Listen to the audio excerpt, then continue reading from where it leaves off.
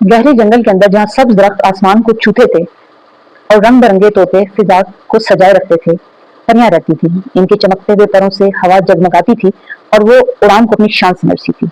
मगर एक दिन एक नन्ही परी पैदा हुई, उसका नाम अम्मारा रखा गया।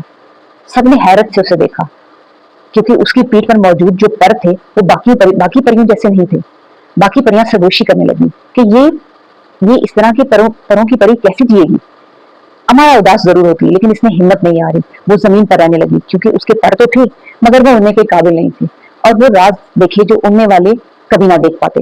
इसने चमकते हुए जुगनुओं को दोस्त बनाया की और जमीन के नीचे छुपी नदियों और रास्तों को पहचान लिया। वो सबकी मदद करती, कभी नन्ही परियों के लिए बेलों से सीढ़ियां बनाती, कभी खोए हुए जानवरों को उनके घर तक पहुंचाती। उसकी नरमी और होशियारी ने सबके दिलों को जीत। फिर एक दिन जंगल में आग लग गई, धुआं और शोले हर तरफ फैल गए।